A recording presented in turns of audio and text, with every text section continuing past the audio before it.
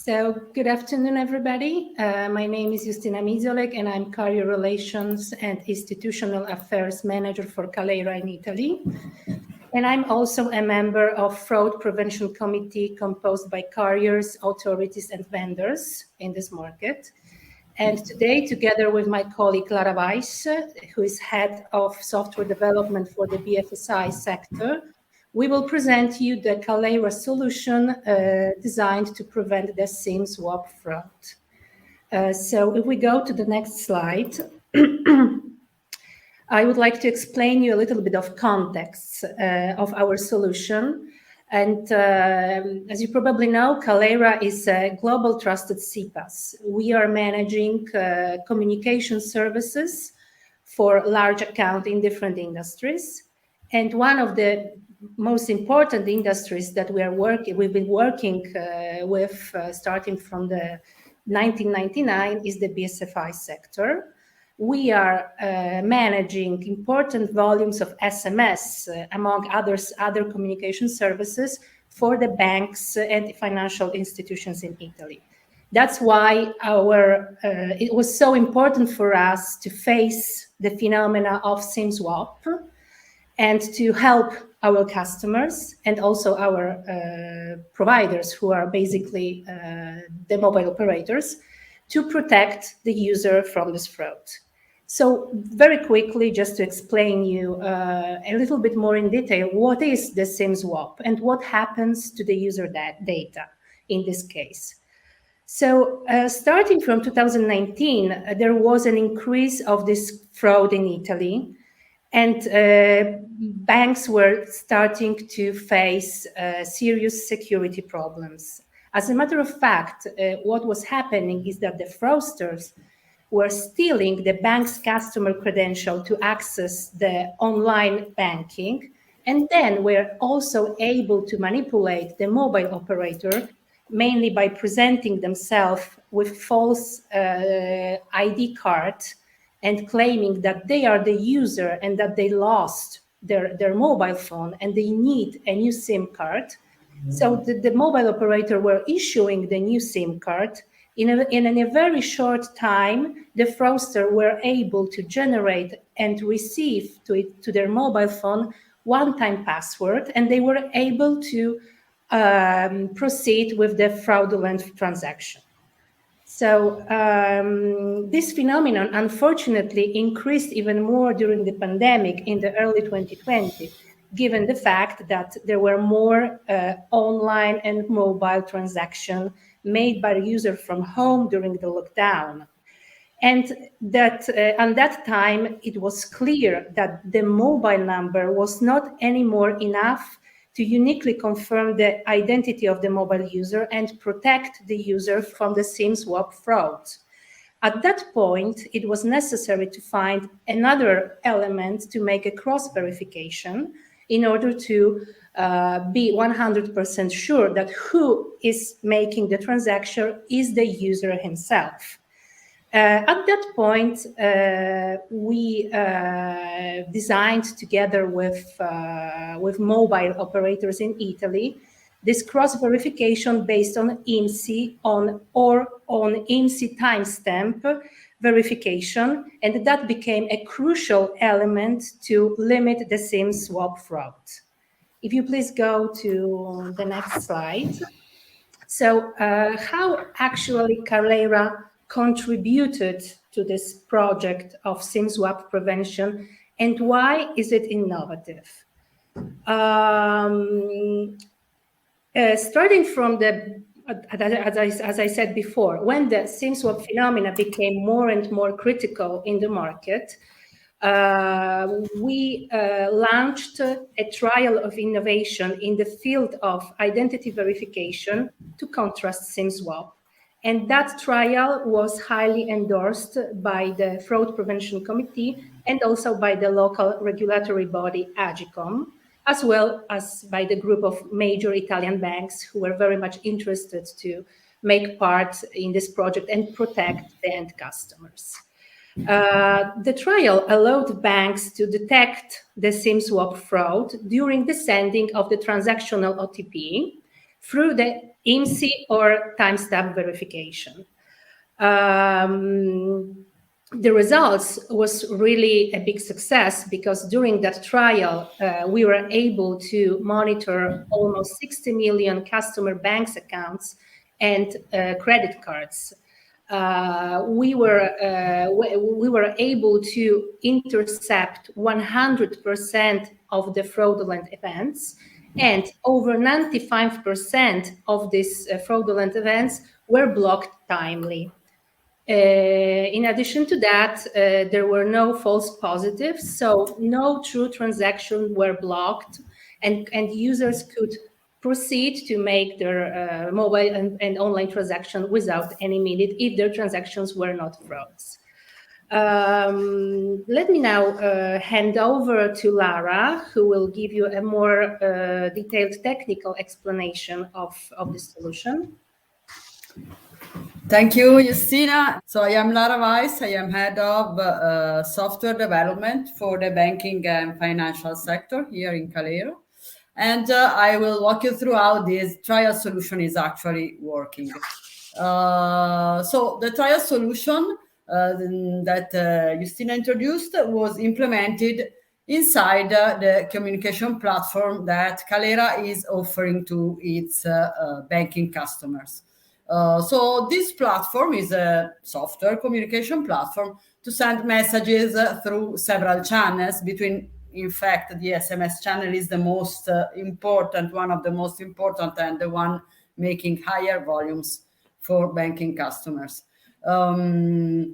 So this platform is offering, on one hand, some API integration, an API integration layer to our banking customers. On the other hand, through a component we are calling the gateway, is integrated with different solution provider and MNO in order to send SMS through the network. So through the integration channel that was already in place with our banking customer to send messages, we were able, during the trial, to provide as well this IMSI information that the bank could use to prevent the SIM swap fraud. So this IMSI, the International Mobile Subscriber Identity Code, is a unique code that identifies an end user over the GSM network, as probably many of you already know. And let me explain how it works. So suppose that a transaction or some home banking operation is made, and the bank is requiring some two-factor authentication through an OTP SMS that is sent to the end user. In order to send this message, the bank is integrated Kaleyra platform. So Kaleyra is sending this message to the end user, and while sending the message on the same integration with the mobile carriers, Kaleyra is retrieving this IMSI related information and providing this information asynchronously to the bank itself. So the bank has the information to evaluate the risk of the transaction, adding to the several risk factors that can affect a banking transaction. Also, this additional factor related to the IMSI information. So the bank can know if recently the SIM of the end user has changed or not. And this, of course, is an important information to evaluate the risk. And then the transaction can be performed, allowed or not, depending on this risk evaluation. So it's important to underline that Kaleyra doesn't not stop or allow the transaction, but is just acting as a platform in the middle between the bank and the MNO, the mobile carriers, in order to let these two actors exchange information smoothly through simple integration channels on the technical side. So which are the use cases that are applicable for this kind of solution? We already mentioned someone. So authorization of important operation and transaction, or user verification during the onboarding phase of an end user. For example, when the end user is downloading a mobile app of the bank and setting this app on its mobile device, or the authentication for a login if some strong authentication is required in order to be sure that the one that is owning the mobile device of the user is actually the user itself. Some information about the carriers involved in this trial in Italy. As Justina was saying, the trial was performed in Italy, and the carrier joined the trial with two different scenarios. So some carrier provided Kaleyra with this IMSI code over the SS7 network that Kaleyra Gateway is using to integrate the mobile carrier and to send SMS. Some other carrier instead did not provide the IMSI code itself, but did provide to Kaleyra with the timestamp when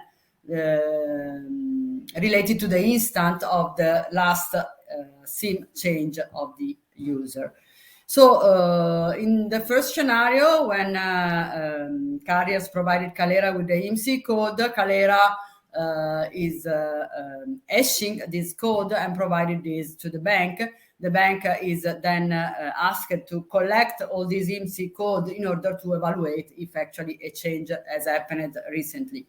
In the second scenario, instead, when the timestamp is provided, Kaleyra is returning back this timestamp to the bank, and already the bank has the information ready to be used in this risk analysis. So most of the Italian carriers were part of the trial with one or the other of these implementation of the trial solution. So let me hand over again to Justina for the future scenario and the commercial side of this trial. Thank you very much, Lara. So how this service will evolve after the trial, because as you know, the trial ended on the 31st of December 2021. So given the success of the trial, that the numbers I was explaining at the beginning, and the interest of the banks to provide additional security measures during the transactional approval in order to protect end customer from the fraud, this SIM swap prevention service will become a commercial solution during this year. So we are now planning a go-to-market. The first part of the go-to-market is, of course, in Italy, where we were able to test it with the trial. Just to underline something that I didn't say at the beginning, the trial was, of course, out of charge. So the banks were not paying at this stage for the service. They were testing it. In any case, in comparison to the trial, there are a few changes that are a result, basically, of our learning during the trial, and that will allow us to address better the real expectations of the bank with reference to this service. So, as you can see from the diagram, the identification information will be sent to the bank before the SMS is sent.